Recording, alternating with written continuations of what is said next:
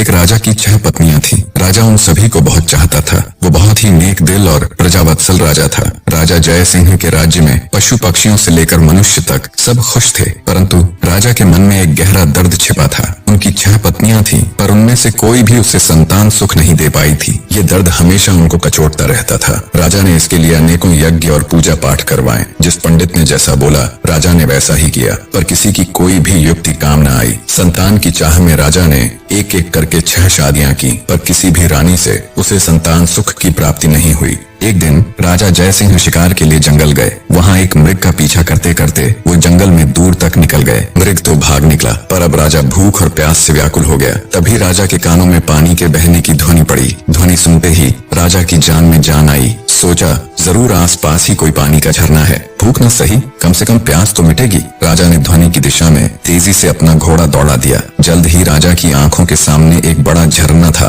पर जब राजा झरने के पास गया तभी उसके कानों में एक स्त्री की आवाज पड़ी। अंधे हैं क्या? दिखाई नहीं देता एक लड़की स्नान कर रही है। भूख प्यास से व्याकुल राजा ने उस तरफ तो ध्यान ही नहीं दिया था। लड़की की आवाज सुन राजा चौंक गया। उसने तुरंत अपना मुंह फेर लिया और बोला, क्षमा करे देवी, मैं इस जंगल में बहुत देर से भूखा प्यासा भटक रहा हूँ, जिससे विचलित होने के कारण मैं आपको देख नहीं पाया। इतना कह राजा मुंह फेरे ही वहाँ से कुछ दूर चलकर खड़ा हो गया। कुछ ही पलों में वह लड़की स्नान से निवृत्त होकर राजा के पास आई। उसने सूखे वस्त्र धारण किए थे और हाथ में कुछ फल लिए हुए थे। वह राजा के पास आकर बोली, महाशय, अब आप पानी पी सकते हैं। राजा ने झरने से पानी पिया और लड़की के दिए फल खाए। पानी और फल से उनकी भूख प्यास शांत हुई। राजा ने लड़की की ओर देखा और पूछा, हे सुंदरी, तुम कौन हो और इस जंगल बेआबान में अकेली क्या कर रही हो? लड़की ने जवाब दिया, मेरा नाम मोहिनी है। मैं पास के गांव में रहती हूँ। रोज यहाँ स्नान करने आती हूँ और जंगल से लकड़ियाँ इकट्ठा करती हूँ। ये झरना जंगल के बीच में है, इसलिए यहाँ कोई नहीं आता। राजा जय सिंह मोहिनी की सादगी और सुंदरता पर मोहित होकर बोला, मोहिनी, तुम्हारी मदद के लिए शुक्रिया। आज तुमने मेरी जान बचाई है, वरना मारे भूख प्यास के मेरे तो प्राण निकलने वाले थे। मोहिनी बोली, महाशय, अब आप भी अपना परिचय दीजिए। राजा ने गंभीर होकर कहा, आज नहीं सुंदरी, फिर कभी मैं जरूर तुम्हें अपना परिचय दूंगा। इतना कह राजा ने अपने घोड़े पर सवार होकर वापस अपने राज्य की ओर प्रस्थान किया। परंतु राजा के मन में अब भी रह रहकर कामिनी के विचार आ रहे थे। उसकी सुंदरता, उसकी सादगी, उसकी मधुर आवाज, सब कुछ राजा के मन में गहराई तक उतर गया था। महल में लौटने के बाद भी राजा के मन में वो ही सब चल रहा था। राजा को समझ नहीं आ रहा था कि 6 रानियों के होते हुए भी वह उस अनजान युवती के प्रति इतना आकर्षित क्यों है। कुछ सोचकर राजा अपने भरोसेमंद वजीर गौरीनाथ के पास जाता है और उसे सारी व्यथा कह सुनाता है। राजा की सारी बात सुन वजीर बोला, महाराज, यदि ऐसा है तो आप उस लड़की से विवाह कर लीजिए। हो सकता है उससे ही हमें अपने राज्य का वारिस मिल जाए। राजा को अपने वजीर की बात उचित लगी। अगले दिन वो अपने वजीर को भी साथ ले जंगल में उसी स्थान पर जाता है जहाँ उसकी मुलाकात मोहिनी से हुई थी। राजा झरने के पास गया और उसे आवाज दी,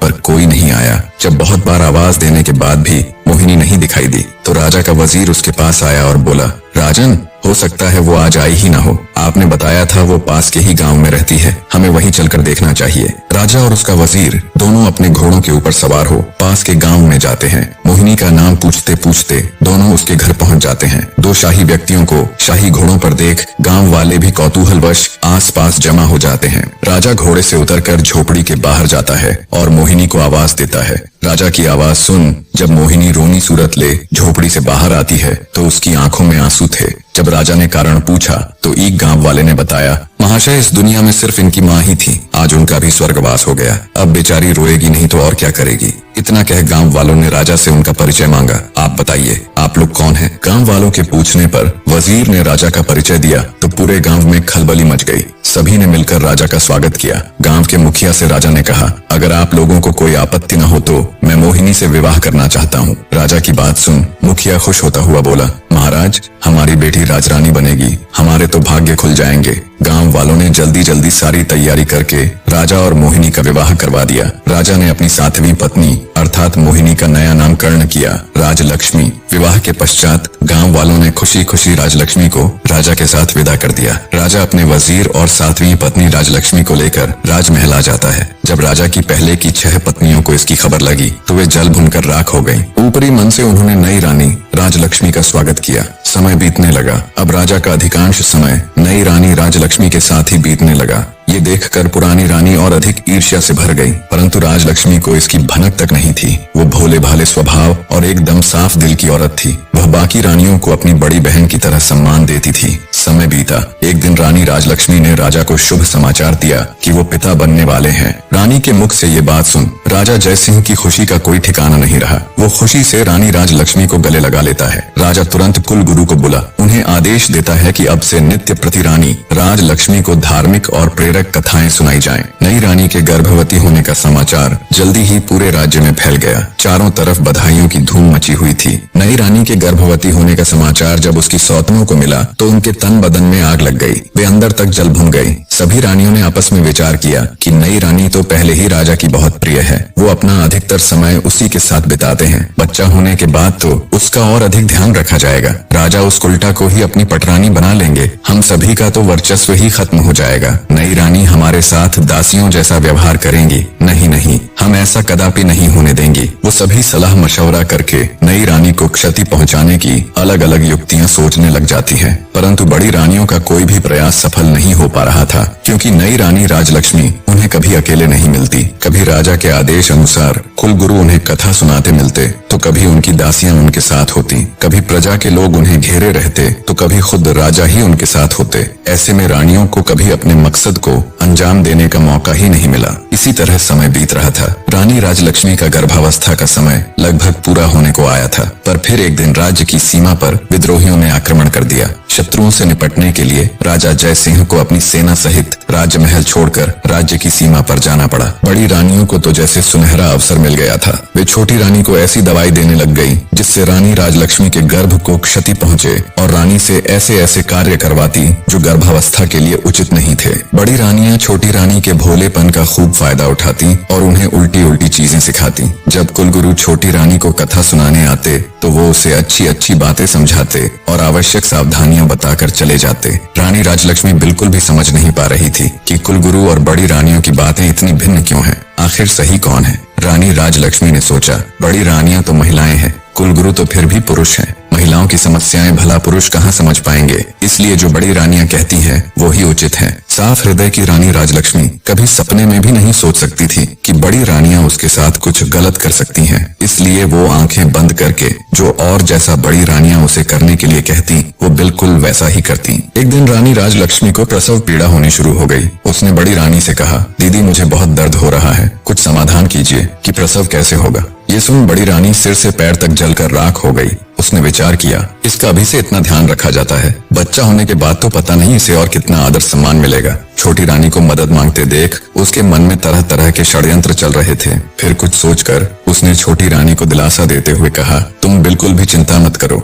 मैं दाई अम्मा को अभी बुलाकर लाती हूँ। तब तक सामने की दीवार को पकड़कर खड़ी हो जाओ, इससे तुम्हें आराम मिलेगा और प्रसव भी ठीक से हो जाएगा। बेचारी छोटी रानी को प्रसव के बारे में कुछ भी नहीं पता था। जैसा उसे बड़ी रानी ने बताया वो वैसे ही खड़ी हो गई।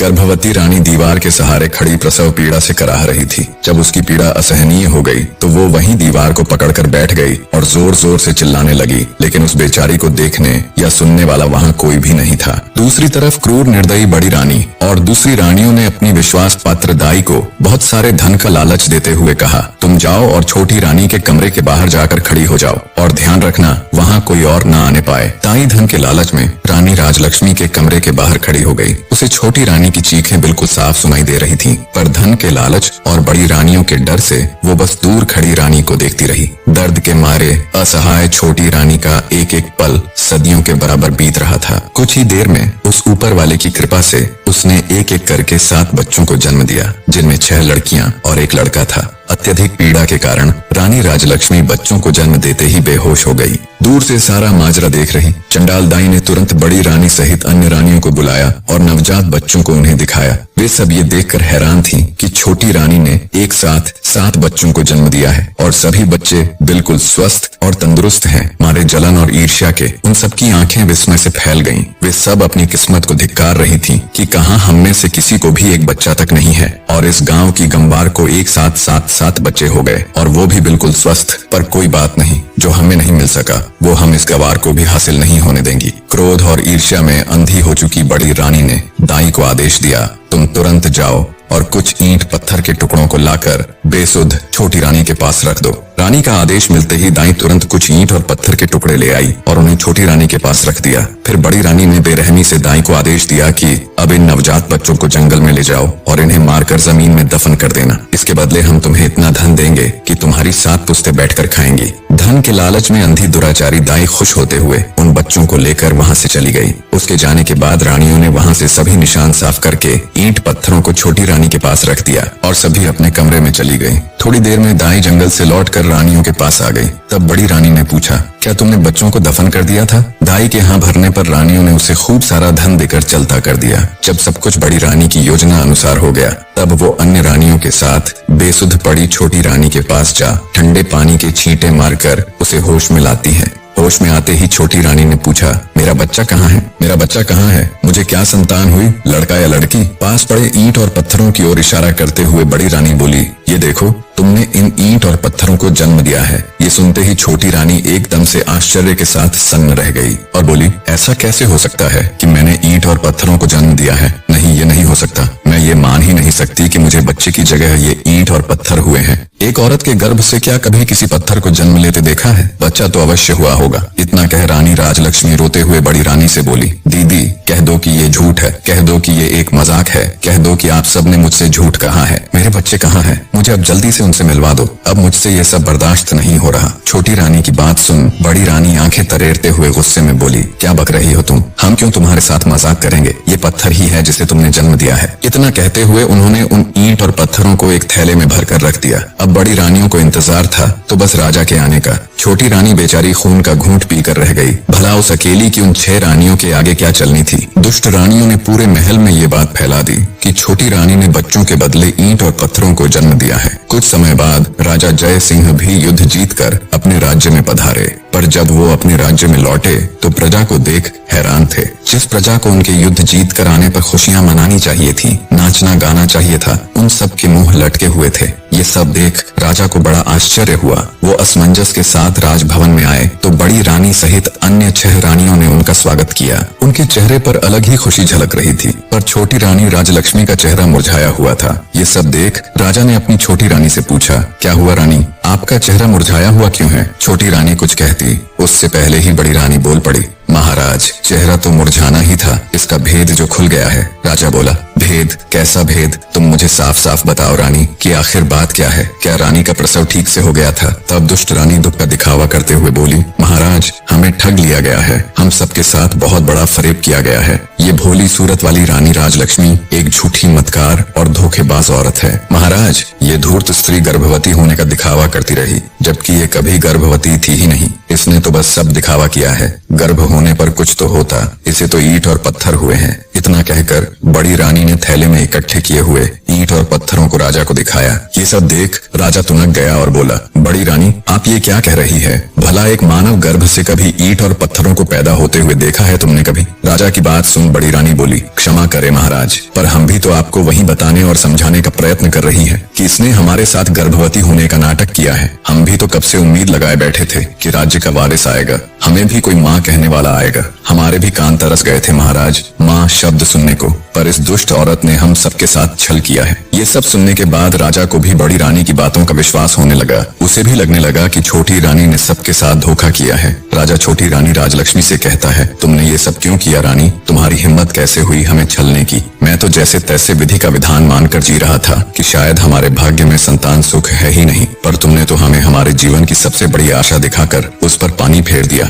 गुस्से से भरा राजा लगातार अपनी छोटी पत्नी को सुनाए जा रहा था, मैंने तो तुम्हारा मासूम सा चेहरा देखकर तुमसे शादी की थी। मुझे क्या पता था तुम हमारे साथ इतना बड़ा विश्वासघात करोगी। आज से तुम इस महल में एक रानी नहीं बल्कि नौकरानी बनकर रहोगी। अब चली जाओ मेरी नजरों के सामने से, नहीं तो पता नहीं मैं गुस्से में क्या कर बैठूंगा। बेचारी छोटी रानी अत्यंत दुखी हृदय से चुपचाप कमरे से बाहर चली जाती है। इस घटना के बाद राजमहल में छोटी रानी का जीना दुस्सवार हो गया। बड़ी रानियां उसके साथ बहुत बुरा व्यवहार करती, नौकरानियों से भी ज्यादा उससे काम लिया जाता। छोटी रानी बेचारी जैसे तैसे अपने दिन काट रही थी। उसके पास कोई ऐसा प्रमाण भी नहीं था जिससे वो साबित कर सके कि वो सच में गर्भवती थी। अत्यंत दुखों से घिरी बेचारी छोटी रानी रात में घंटों अकेली बैठकर रोती रहती और सोचती, हे भगवान, ये मेरे साथ क्या हो गया? मुझसे ऐसा क्या पाप हो गया जिसकी मुझे इतनी बड़ी सजा मिल रही है? छोटी रानी को ये सोच सोच कर आश्चर्य होता कि मेरे नन्हे नवजात बच्चों के साथ पता नहीं क्या हुआ होगा। कहाँ और किस अवस्था में होंगे वो?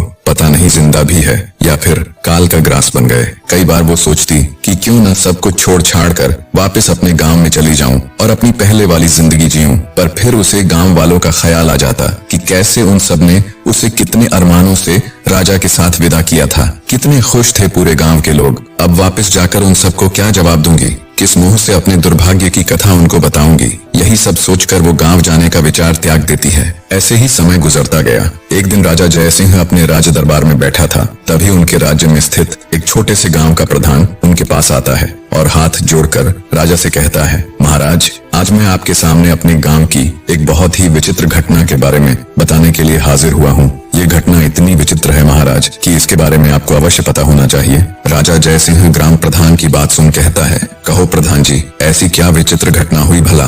तब ग्राम प्रधान राजा को बताना आरंभ करता है, महाराज, हमारे गांव के पास ही एक जंगल लगता है, जहां से गुजरते वक्त पिछले कुछ समय से हम वहां एक चंपा फूल का पौधा और उसके आसपास बांस के कई पेड़ों को देख रहे हैं। पर महाराज, विचित्र बात तो ये है कि उन पौधों को किसी गांव वाले ने नहीं उगाया, बल्कि वो खुद ही वहां उगाए हैं। और उससे भी विचित्र बात है, उन पौधों की उगने की बनावट, उन्हें देखकर बिल्कुल ऐसा लगता है महाराज जैसे वो बांस के पौधे खास तौर पर उस चंपा के पौधे की सुरक्षा के लिए ही लगाए गए हों। ग्राम प्रधान की बात सुन राजा बोल पड़ा, तुम ये क्या कथा सुना रहे हो भाई?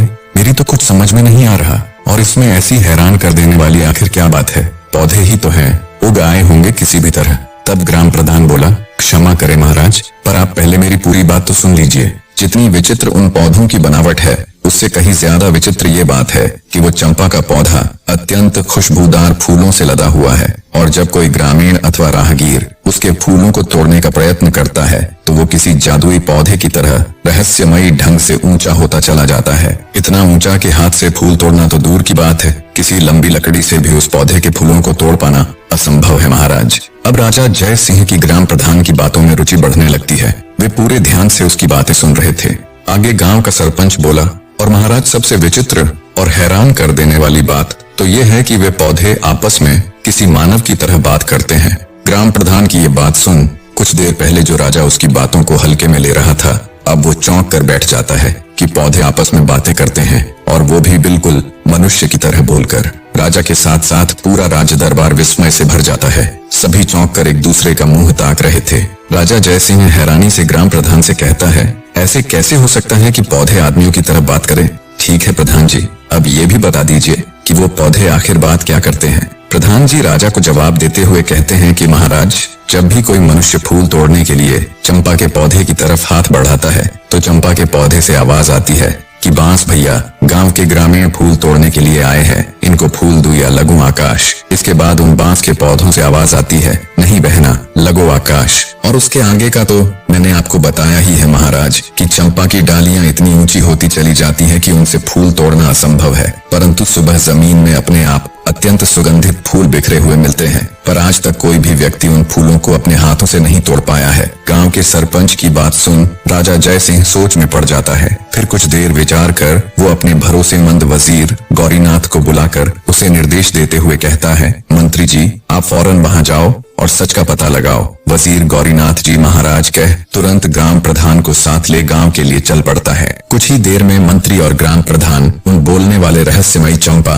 और बांस के पेड़ों के पास पहुंच जाते हैं। सरपंच के साथ राजा के खास मंत्री को देख गांव वाले भी उत्सुकतावश आसपास इकट्ठे हो जाते हैं। मंत्री जब घोड़े से उतरकर उस चंपा के पौधे के पास जाकर देखता है तो उसे बिल्कुल उसी अवस्था में पाता है जिस प्रकार गांव प्रधान जी ने दरबार में राजा को बताया था। बांस के पेड़ों के बिल्कुल बीच में खड़ा चंपा का पौधा अपनी अलग ही छठा बिखेर रहा था। उसके फूलों से उठती भीनी भीनी खुशबू से कुछ देर के लिए तो मंत्री जी भी मदमस्त हो जाते हैं। तंद्रा टूटते ही उन्हें राजा का आदेश याद आता है तो वे उस चंपा के पौधे के पास जाकर जैसे ही उसके फूल को तोड़ने के लिए अपना हाथ आगे बढ़ाते हैं, तभी चंपा के पौधे से मानव आवाज आती है, जिसे सुनकर मंत्री ठिठक कर रुक जाता है। चंपा का पौधा बोला, हे बांस भैया, हमारे मंत्री जी मेरे फूल तोड़ने आए हैं, इनको फूल दूं या लगूं आकाश? तभी बांस के पौधों में से एक साथ आवाज आई, ना बहन चंपा, लग जा आकाश। ये तो वही मंत्री है जिनके ऊपर हमारी माँ की जिम्मेदारी थी, पर ये उसमें पूरी तरह विफल रहे, इसलिए ये आपके फूलों के कतई हकदार नहीं है बहना।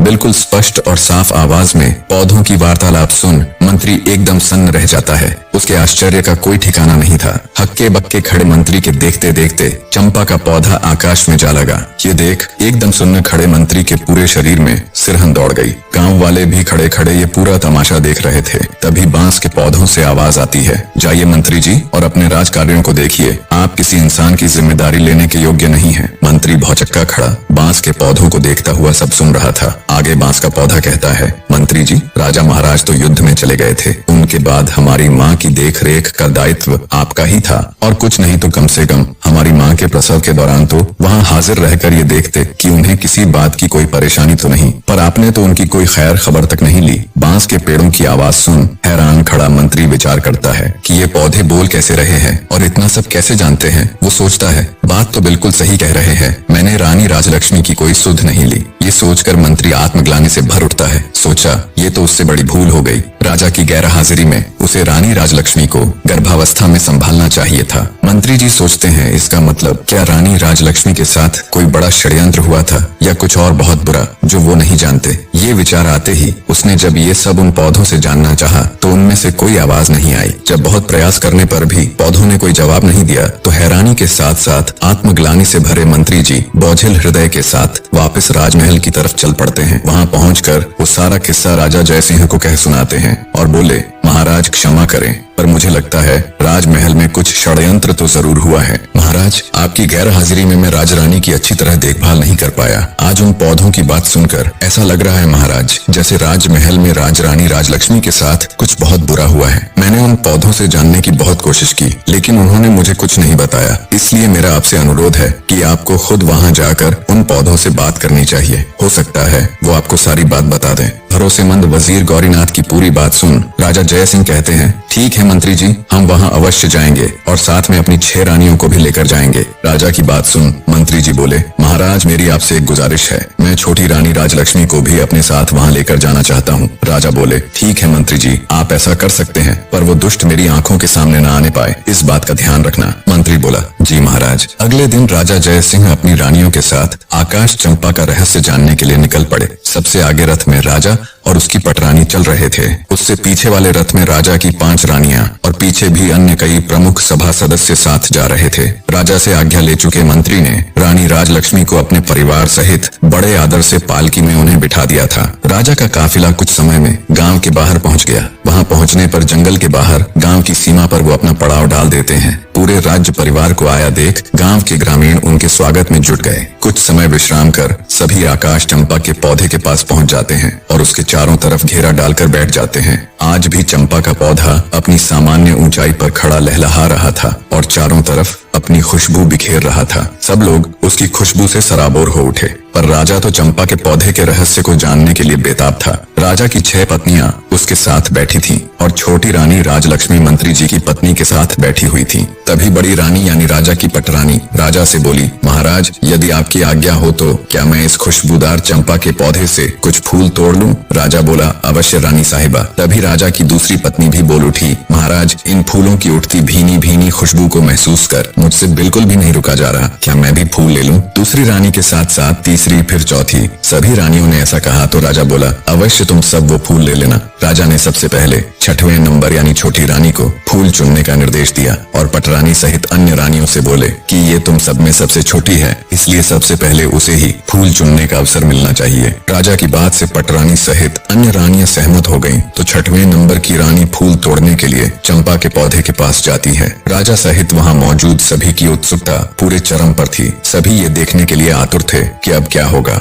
रानी ने पेड़ के पास जाकर जैसे ही फूल तोड़ने के लिए अपना हाथ आगे बढ़ाया, तभी चंपा के पौधे से आवाज आई, रुकिए रानी जी, आप मेरी आज्ञा के बिना मेरे फूल नहीं तोड़ सकती। पौधे की आवाज सुन रानी ठिठक कर वहीं रुक जाती है। चंपा के पौधे से आई आवाज इतनी स्पष्ट और तेज थी कि राजा सहित वहाँ मौजूद सभी लोगों ने उसे सुना। अब तक तो राजा ने सिर्फ अन्य लोगों के मुख से ही बोलने वाले चंपा के पौधे के बारे में सुना था, पर अब जब उसने अपने कानों से सुना तो वो भी हैरान रह गया। उसके आश्चर्य की कोई सीमा नहीं थी। तभी चंपा के पौधे से आवाज आई, बांस भैया, हमारी सौतेली छोटी माँ हमारे फूल तोड़ने आई है। मैं टूटूं या लगूं आंख आकाश, बांस के पौधे में से आवाज आई, बहन चंपा, लग जा आकाश, यह तो तुम्हें छूने योग्य भी नहीं है। क्या तुम्हें याद नहीं कि इन्होंने हमारी माँ के साथ कैसा अत्याचार किया है? इसलिए बहन इनके बारे में मत सोच और लग जा आकाश। बांस के इतना कहते ही चंपा की डालियां फिर से ऊपर उठी और आकाश को छूने लगी। रानी पौधे की बात सुन हैरान थी कि ये पौधा क्या बोल रहा है, कहीं हमारी पोल न खुल जाए। उसकी सिट्टी पिट्टी गुम हो गई।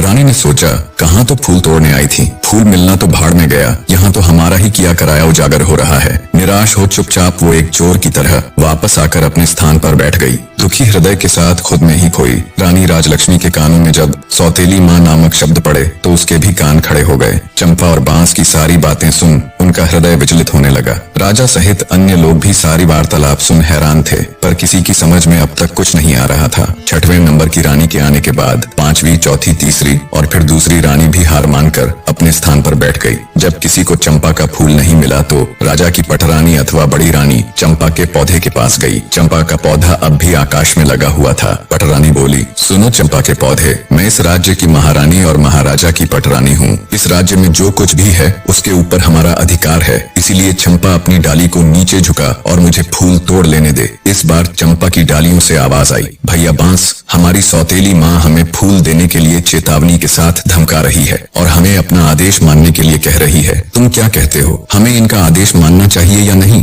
बांस बोला, ना बहना, तुम्हें आदेश देने का इनके पास कोई अधिकार नहीं है। ये पटरानी होंगी राजा की और अपने राज्य की। हम इनके राज्य की प्रजा नहीं है और न ही हम कोई वस्तु है जो इनके उपयोग में आना आवश्यक हो। क्या तुम्हें याद नहीं है बहना, इन्हीं के आदेश से तो सारा काम हुआ है। इन्होंने ही तो हमारी माँ को सबसे ज्यादा दुख दिया है और इन्होंने ही हमें वन में भेजकर हमारी मृत्यु का रास्ता तैयार किया था। यह तो महारानी बनने के लायक भी नहीं है, इसलिए बहना तुम्हें इनके पापी हाथों का स्पर्श भी नहीं होने देना चाहिए। सभी के सामने ये बातें सुनकर बड़ी रानी का सर लज्जा से झुक गया। शर्म और अपने कुकर्म का भेद खुल जाने के डर से बड़ी रानी भी ठगी सी चुपचाप अपनी जगह आकर बैठ गई। सारा माजरा देख राजा जय सिंह अब की बार खुद जाने के लिए खड़े होते हैं। चंपा के पौधे की डालियां अब पहले की तरह वापस अपनी सामान्य ऊंचाई पर आ गई। अब की बार राजा जय सिंह खुद उठे और फूल तोड़ने के लिए पौधे के पास गए। जब राजा ने फूल तोड़ने के लिए अपने हाथ आगे बढ़ाए तभी चंपा के पौधे से आवाज आई, ना ना महाराज, आप यह भूल कभी मत कीजिएगा। आपको फूल तोड़ने से रोकने के लिए मैं अपने भैया से भी अनुमति नहीं लूंगी और यदि भैया अनुमति दे भी देंगे तो भी मैं आपके हाथों में नहीं आऊंगी। इसलिए आप अपने हाथ पीछे ही रखिए और फूल तोड़ने का विचार त्याग दीजिए। चंपा के पौधे की बात सुन राजा जय सिंह हैरान रह गया। सोचा आखिर ऐसा क्या हुआ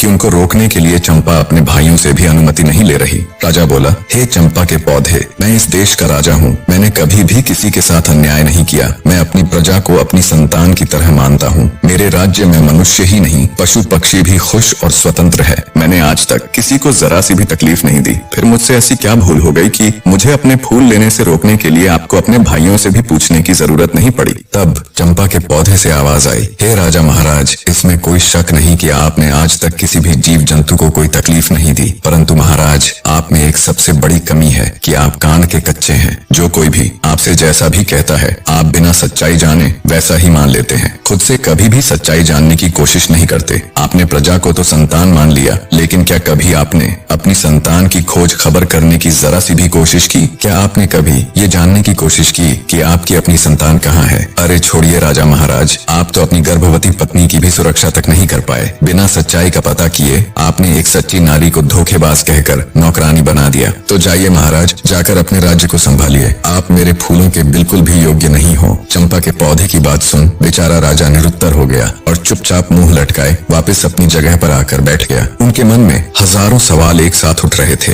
उन्हें कुछ समझ नहीं आ रहा था, क्या सच है क्या झूठ। राजा अपने विचारों की उधेड़ बुन में खोया हुआ था। तभी वजीर गौरीनाथ उनके पास आता है और कहता है, महाराज आप यदि आदेश दे तो हम छोटी रानी राजलक्ष्मी को भी फूल तोड़ने के लिए एक बार पौधे के पास भेज कर देखे। राजा कुछ कहते उससे पहले ही पटरानी बोल उठी, मंत्री जी, जो फूल महाराज के हाथों भी नहीं टूटे वह इस धोखेबाज के हाथों कैसे टूटेंगे? मंत्री जी ने प्रश्नवाचक दृष्टि से राजा की ओर देखा। चंपा के पौधे से अब तक की हुई इतनी बातों से राजा के मन में भी शंका पैदा होने लगी थी। उन्होंने अपनी शंका दूर करने का निर्णय लेते हुए मंत्री जी को अनुमति दे दी। मंत्री रानी राजलक्ष्मी के पास जा उन्हें फूल तोड़ने के लिए कहते हैं। मंत्री की बात सुन रानी राजलक्ष्मी अनमने मन से उठी और चंपा के पौधे की तरफ देखती हुई बोली, मंत्री जी, पौधे की डालियां काफी ऊंचाई पर हैं, मेरे हाथ वहां नहीं पहुंचेंगे। मंत्री बोला, रानी जी, आप एक बार वहां पर जाकर कोशिश करके देखिए तो सही। मंत्री जी के समझाने पर रानी राजलक्ष्मी हिम्मत करके चंपा के पौधे के पास गई। पौधे के पास जाकर जब रानी ने अपने हाथ बढ़ाकर चंपा के पौधे के तने को छुआ और उसे प्यार से सहलाया तो पौधे के स्पर्श से रानी को असीम आनंद मिला, जैसे वह अपनी औलाद को सहला रही हो। तभी चंपा के पौधे से रुंधी हुई आवाज आई, भैया बांस। बांस ने कहा, बहन चंपा, तुम रो रही हो। चंपा ने कहा, हाँ भैया, रुका ही नहीं गया, क्योंकि आज हमारी माँ मेरे फूल लेने आई हैं। उनके प्यार भरे प्रथम स्पर्श से मैं आनंदित हो गई, इसलिए मेरा हृदय भावुक हो गया। माँ शब्द सुनते ही रानी राजलक्ष्मी भी भावुक हो उठी। तभी चंपा के पौधे से आवाज आई, बांस भैया, आप मुझे आदेश दे कि अब मैं क्या करूं। मेरी तो इच्छा हो रही है कि मैं अपनी माँ के चरणों में अपने सारे फूल समर्पित कर दूं। इस पर सभी बांस के पौधों से एक साथ आवाज आई, हाँ बहन चंपा, तुम बिल्कुल सही हो, तुम्हारा दिल जो कह रहा है वही करो, माँ के चरणों में तो स्वर्ग है। इस आवाज के साथ ही चंपा के पौधे की सारी डालियां झुककर रानी राजलक्ष्मी के चरणों को छूकर उनके चारों ओर फैल गई और रानी के ऊपर पुष्प वर्षा होने लगी। ये देखकर वहां मौजूद सभी लोग बहुत हैरान थे। वो बिना पलक झपकाए इस असीम पल का आनंद ले रहे थे। राजा जयसिंह का भी मुंह खुला का खुला रह गया। बड़ी रानियों ने जब ये नजारा देखा तो वो पैरों से लेकर सिर तक जल भुन गई। उनके दुख की कोई सीमा नहीं थी। इधर रानी राजलक्ष्मी तो जैसे सब भूलकर असीम आनंद के सागर में गोते लगा रही थी। उनके सिर से पांव तक चंपा के पुष्प भरे हुए थे। रानी राजलक्ष्मी एक सांस आंसू बहाते हुए चंपा की डालियों को अपने हाथों से पकड़े सहलाए जा रही थी। ये नजारा देख गांव के सभी लोग हैरान थे। राजा जयसिंह से जब ये सब देखकर रुका नहीं गया तो वे चंपा के पौधे के नजदीक आए और बोले, हे जादुई पौधे, तुम यह बताओ कि तुम कौन हो? तुम देव हो, किन्नर हो या किसी अन्य लोक के प्राणी हो? तुमने किसी को भी अपने फूलों को छूने भी नहीं दिया, परंतु अब छोटी रानी की बाहों में बंद कर उनके ऊपर पुष्प वर्षा कर रही हो। इसके पीछे क्या कारण है? हे पौधों, अब ये राज मेरी बर्दाश्त के बाहर हो रहा। मैं हाथ जोड़कर विनती करता हूँ कि अब और न तड़पाओ और इसका भेद खोलो। तब चंपा के पौधे से आवाज आई, हे राजन, मैं और यह 6 बांस के पेड़ आपकी और छोटी रानी राजलक्ष्मी की ही संतान है। हम 7 भाई बहनों का जन्म एक साथ ही हुआ था। हमारे जन्म के समय हमारी माँ बहुत अधिक पीड़ा में थी। तब हमारी माँ ने आपकी पटरानी और इस राज्य की महारानी से अपनी सहायता करने के लिए निवेदन किया। तब पटरानी ने साजिश करते हुए हमारी माँ को दीवार के सहारे खड़ी हो जाने के लिए कहा, ताकि जब हमारा जन्म हो तब हम ऊंचाई से गिरकर मृत्यु को प्राप्त हो जाए। पर महाराज, ईश्वर की कृपा से हम 7 का जन्म उसी अवस्था में बिल्कुल ठीक ठाक हो गया। पर हमारी माँ दर्द के कारण हमें जन्म देते ही बेहोश हो गई। उनकी बेहोशी का फायदा उठाते हुए बड़ी रानी ने एक दाई को बुलाया और उससे पैसों का लालच देकर हमें मारकर जंगल में जमीन में दबाने के लिए कहा। मात्र कुछ सेकंड्स के नवजात बच्चों को दफन करने के लिए बेरहम दाई जंगल की ओर चल पड़ी। दाई को जंगल भेजने के बाद बड़ी रानी सहित अन्य रानियों ने अपने घिनौने षड्यंत्र के तहत कुछ ईंट और पत्थर के टुकड़ों को हमारी माँ के पास रख दिया। दूसरी तरफ जब दाई हमें जंगल में लेकर आई और दफन करने के लिए जमीन खोदने लगी, तभी आकाश मार्ग से महाराज इंद्रदेव की कुछ अप्सराएं वन भ्रमण के लिए आ रही थी। जब उनकी दृष्टि हम पर पड़ी तो उन्हें हम पर दया आ गई। उन्होंने हमें उठा लिया और अपनी शक्तियों से बहुत जोर की आंधी चला दी। धूल मिट्टी उड़ने के कारण दाई हमें खोजती रह गई। हमारे नहीं मिलने पर महल में जाकर उसने महारानी के डर से झूठ बोल दिया कि उसने हमें मारकर जमीन के अंदर दबा दिया है। दाई के वहां से जाने के बाद अप्सराओं ने मेरे 6 भाइयों को बांस में बदल दिया और मुझे चंपा के फूल का पौधा बना दिया। बस उन्हीं की कृपा से हमें सभी बातें याद हैं और हम सभी को पहचान कर उनके अनुसार अपना व्यवहार कर पा रहे हैं और मानव की आवाज में बोल पा रहे हैं। सारी बातें जान राजा सहित वहां मौजूद सभी लोग हैरान थे। रानी राजलक्ष्मी की आंखों से तो अश्रु रुकने का नाम ही नहीं ले रहे थे। राजा जयसिंह बोले, मेरे बच्चों, तो क्या तुम सब अब ऐसे ही पौधों के रूप में रहोगे? क्या ऐसा कोई भी रास्ता है जिससे तुम अपने मानव रूप में आ सको? तब चंपा बोली, महाराज, जब हमारी माँ हम सब की एक एक पतियों को तोड़कर इंद्रदेव को याद कर उनसे प्रार्थना करेंगी, तब हम सब अपने असली रूप में आ जाएंगे। चंपा के पौधे की बात सुनते ही रानी राजलक्ष्मी ने तुरंत बांस और चंपा की एक एक पत्तियां ली और हाथ जोड़कर पूरी श्रद्धा के साथ बोली, हे इंद्र महाराज, मैं पूरी जिंदगी आपकी सेवा करूंगी, आपकी पूजा करूंगी, फिर भी आपके उपकार का मैं प्रतिकार नहीं कर पाऊंगी। आपने इतने दिन मेरे बच्चों को संभाल कर रखा, अब कृपया इन्हें मेरे आंचल में डाल दो महाराज। रानी राजलक्ष्मी का इतना कहना था कि पल भर में ही बांस और चंपा के पौधे विलीन हो गए और और वहाँ पर लगभग 5 वर्ष के 6 बालक और एक बालिका प्रकट हो गए। रानी राजलक्ष्मी और राजा जय सिंह ने तुरंत आगे बढ़कर बहते नेत्रों से सभी बच्चों को अपनी बाहों में भर लिया। राजा जय सिंह अपनी छोटी पत्नी रानी राजलक्ष्मी से हाथ जोड़कर माफी मांगता है। वहाँ उपस्थित सभी राज्य दरबार व गांव के लोग स्तब्ध खड़े ये पूरा दृश्य देख रहे थे। सबकी आंखें नम थीं, शिवाय बड़ी रानियों के। ये सब देखकर उनके पैरों नीचे से तो जैसे धरती खत्म हो गई थी। राजा जय सिंह अपने सिपाहियों को आदेश देता है, पकड़ लो इन दुष्ट औरतों को और फांसी पर लटका दो। ये दुराचारिणी तो मानवता के नाम पर कलंक है। राजा की ये बात सुन रानी राजलक्ष्मी कहती है, महाराज, आज मेरे लिए मेरी जिंदगी का सबसे बड़ा दिन है। आज इतने बड़े खुशी के मौके पर मैं किसी के लिए इतना काला दिन नहीं लाना चाहती। मेरा आपसे अनुरोध है, आप इन सबको क्षमा कर दीजिए। राजा बोला, रानी, आपका हृदय बहुत विशाल है, पर इनके गुनाह को देखते हुए इन्हें क्षमादान तो नहीं दिया जा सकता, किंतु आपके अनुरोध पर मैं इन दुराचारिणियों को आजीवन कारावास की सजा देता हूँ। दुष्ट रानियों को सजा मिल जाती है। राजा जय सिंह अपनी पत्नी रानी राजलक्ष्मी और अपने बच्चों के साथ सुखमय और शांतिपूर्ण जीवन व्यतीत करते हैं। कहानी का निष्कर्ष बताने से पहले आपसे 2 बातें करना चाहूंगा। एक तो ये कि आप सब में से बहुत से ऐसे भाई बहन हैं जो मेरी तरह वीडियो बनाना चाहते हैं और आए दिन कमेंट करके पूछते रहते हैं। उन सब के लिए मैंने एक कंप्लीट ट्यूटोरियल वीडियो एक छोटे से प्राइस के साथ बना दी है। आप सबको उसके लिए मेरा चैनल ज्वाइन करना पड़ेगा। कुछ समझ ना आए तो आप पूछ सकते हैं, आपकी पूरी हेल्प की जाएगी। दूसरी ये कि कहानी कैसी लगी, ये सब कमेंट करके जरूर बताएं। आपके कमेंट्स पढ़कर बहुत अच्छा लगता है। और ये भी बताइए कि नेक्स्ट स्टोरी किसकी देखना चाहेंगे। अब आते इस कहानी के निष्कर्ष पर। यह कहानी एक माँ की ममता, एक पिता के पश्चाताप और ईश्वर की लीला का ऐसा संगम है जो मानवता के सबसे गहरे भावों को छूती है। रानी राजलक्ष्मी की ममता इस बात का प्रमाण है कि एक माँ के हृदय से निकली पुकार सृष्टि के हर कण को झकझोर देती है। वर्षों तक अपने बच्चों से दूर रहकर भी उन्होंने विश्वास नहीं खोया और अंततः उनकी श्रद्धा और प्रेम ने देवताओं को भी झुकने पर मजबूर कर दिया। राजा जय सिंह का पश्चाताप, उनके अंदर का टूटता हुआ अहंकार, ये बताता है कि सत्य की राह में झुका हुआ सिर ही सबसे ऊंचा होता है। जब उन्होंने अपनी भूल को स्वीकारा तो उनका मन भी पावन हो गया। और रानी राजलक्ष्मी का क्षमा भाव इस संसार को यह सिखाता है कि सच्चा प्रेम बदले की भावना नहीं रखता, बल्कि क्षमा और करुणा से जीवन को सुंदर बनाता है। प्रेम, विश्वास और आस्था की शक्ति से जीवन की सबसे कठिन परिस्थितियों को भी बदला जा सकता है। जब मनुष्य के हृदय में सच्ची प्रार्थना होती है तो ईश्वर भी उनके लिए मार्ग प्रशस्त कर देते हैं। जीवन में कितनी भी कठिनाई आए, लेकिन यदि प्रेम और श्रद्धा के दीपक को मन में जलाकर रखा जाए तो अंततः विजय हमारी ही होती है।